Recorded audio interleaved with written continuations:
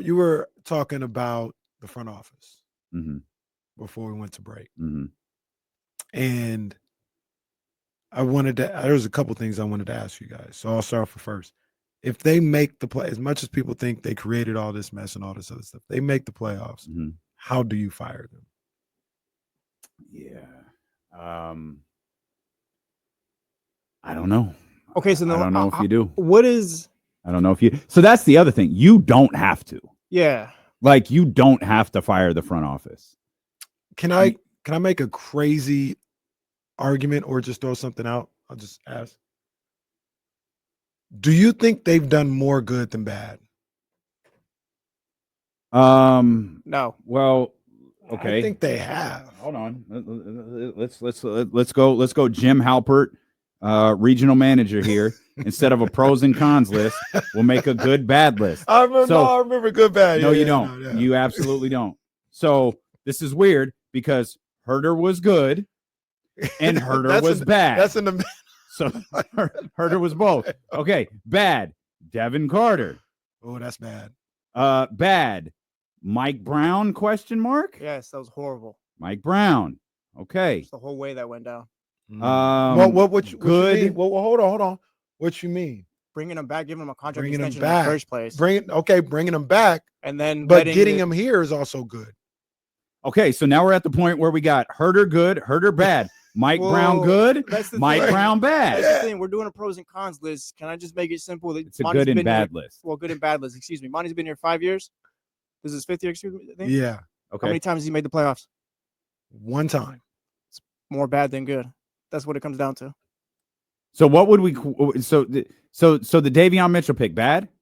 Bad. I'll put that in bad. Mitchell bad. Okay. So the Sabonis Halliburton trade good. No. Good. Okay. We're sure. Sure. Positive. All right. JV. Good. It's good. Malik. Good. Twice. You get Malik twice. Yeah, put his name on there twice. I did. I put Malik times 2. Malik times Fox 2. trade, good or bad? I'm gonna say good.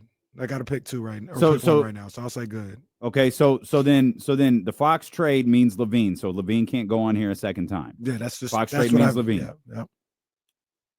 DeRozan, good. Good. Okay. Drafting Halliburton, good. Well, okay, wait a second. That ties into the Domas trade, no? Yeah, but you had no, they're 2 different things. All right. You drafted Halliburton, but then you had to make a good trade. All right, the Halliburton trade. All right, or Halliburton draft. Sorry, Halliburton draft. All right. Sasha bad. Sasha's bad. Might have been Mike Brown's fault. That's fine. So Sasha's bad. Okay. Keon good. All right. Well, the goods are stacking up here. I think they've done more good than bad. Trey Lyles, indifferent. Yeah. No need to. Wow. Hey, Trey Lyles was hooping last night, though. Trey Lyles was untradeable in the Kenny Caraway pantheon. Well, I mean, I'm not gonna. I can't say it's good or bad, but I like Trey Lyles. But it's indifferent. You know, everyone on the team in uniform played yesterday except Jay Crowder. Is Jay dead? Good. Jay Crowder. No, good. No. So the list of goods is longer than the list of bad. Keegan's a good too. They get credit for Keegan. Okay. If we're gonna give him a bad for Devin Carter, they get a good. Okay. You get a good for Keegan. It's too much hypothetical in what I was about to say. Okay. I think they've done more good than bad. That doesn't necessarily mean that you because to Jesse's point too, though, like one playoff appearance and that's what matters. Like, yeah, that brought in player Eric's cool, but you're not bringing in results. So okay, but if they make the playoffs this year, it's 2 out of 5 seasons. I'll give you another year if you want, but I'm not gonna say they've done more good than bad. Well, they definitely. So let me ask. Definitely done more good than bad. Let me ask a question. So. Right now, this is what we see the list as. Of course, this is a team that's won 4 straight, feeling good about where they're at right now. Do you think DeRozan remains a good signing this offseason? Yes. Okay. Do you think Domantas Sabonis, which both is a trade and a signing, do you think Sabonis remains a good move this offseason? Yeah. Okay. All right. Well, the list for good is a lot longer than the list bad. And then like the bad is also the what people think about the bad is also a little hypothetical and like pie in the sky, right? They're like, oh, you're bad because you didn't go get Siakam. Like who? Well, so you know what I that's mean? why I said there's too many hypotheticals in did they make a mistake by not using Keegan Murray to go acquire? There's too much hypothetical. There's no way that works because there's so much money that goes along with Pascal Siakam. And if that would have been your move, that would have been it. And if you feel like the Pacers have had a nice turnaround this year, they're still a little shorter than what I expected them to be. And I don't know how they get better than that. Like, I don't know how, like, I don't think the Knicks are title contenders. I know you do. I don't know how they jump the Knicks, though. Yeah. I don't think they're better than the Bucks or the Celtics. And now you got Cleveland. So you've made your move. Now you can make smaller moves to try to bolster that roster a little bit. Point in all of that is that's the position you would have been in if you had went and got Pascal Siakam for Keegan Murray, because you would have had to have paid that money. That's the only way that the deal goes through, and that's the reason I think the deal ultimately didn't happen. I think it probably had less to do with Keegan Murray and more to do with the fact I don't think the Kings wanted to pay that contract that Siakam was demanding, and I'm confident when those two groups met in Sacramento when Toronto was here, they knew that the Indiana Pacers would pay him that contract. And it's Pascal's agent's job to know that. And the second Sacramento comes at anything less than what Indiana was telling them, can't help you. I'm out. I don't really blame Monty and Wes and whoever for walking away from that. Yeah. I don't think I would have wanted to pay Pascal Siakam that money for that long. Because, again, that would have been it. You would have been married to that. Yeah. And now it looks even weirder knowing that you ultimately moved on from Mike Brown and De'Aaron Fox. Yeah. All right, so I guess the front office stays. I think the most important thing that they can do moving forward is making sure that Doug Christie is this team's head coach. Because I don't see a situation where anything happens over the course of we're at 32-28. Math is bad. That's 60 games into the season. We're 22 games away from the end of this season. There is nothing in my mind that's going to happen over the course of the next 22 games that doesn't say Doug Christie deserves to be this team's head coach for the foreseeable future. Like, I feel like in that 22 games, I could be wrong. I'm knocking on granite or whatever this is, but not granite. Like, I'm confident marble. in that. I don't know. This isn't marble or granite. This is just generic radio countertop. But I feel like 22 games, 11-11, maybe 9-13. That still puts you. That's not. Yeah, that still puts that does not like, lose his 6 job. games over 500 during his tenure. Yeah. So, what's Doug's record now? 19-10. 19-10. So if they went 9-13, I think the math is right there with 22. That still puts him 6 games over 500 for his tenure. With everything that's going on. Yeah, he's got to come back. I mean, if they, I mean, Doug hasn't played 500 basketball for coached 500 basketball for this length of period at all. But what do we say, 22? So if we hypothetically played that out, it is amazing how I have to do math. It's probably normal.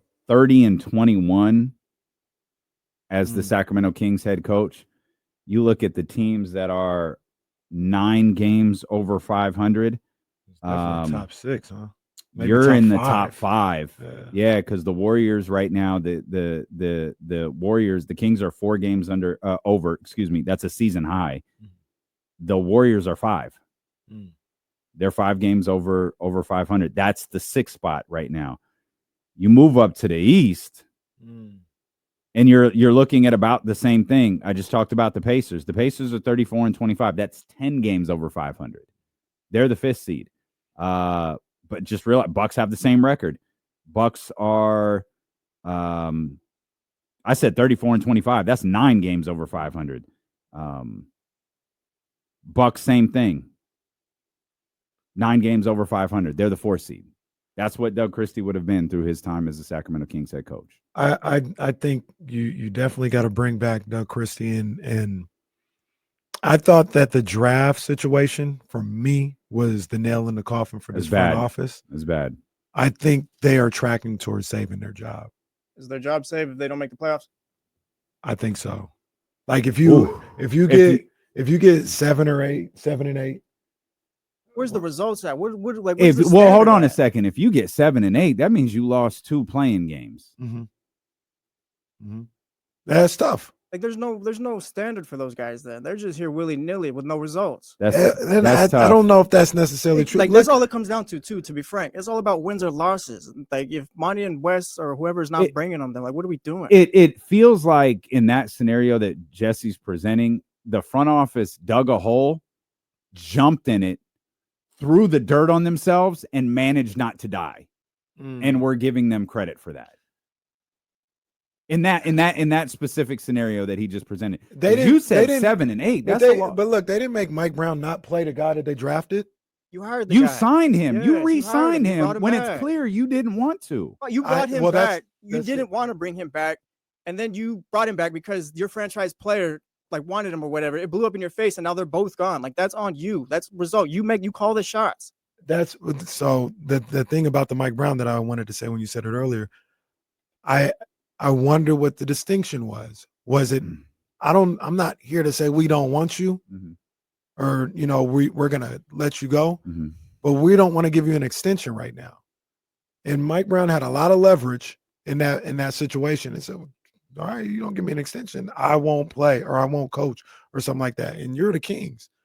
Like you try and work through that PR wise and trying to navigate getting a new coach. How's that going to work out for you?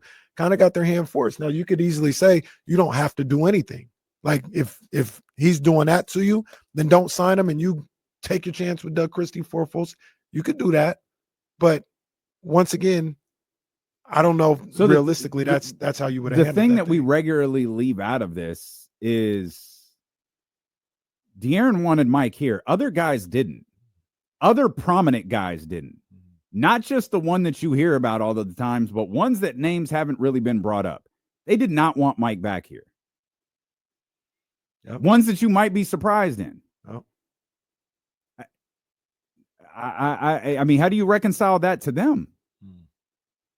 Because if you're telling De'Aaron, all right, De'Aaron, I'm going to do this for you, that means you're telling Domas, sorry, dog. Or players of such ilk like Domas. And even in that situation, maybe they outright haven't expressed to you, if you're the front office, I don't want him here. But they're, whether talking to their boys or talking to you, like, man, I'm cool off him. Like, if you keep him, you keep him, whatever. But I don't really rock with that guy. I'm not. Well, I'm not telling you. At least one of them was more definitive than that. At least one. That's true. That's true.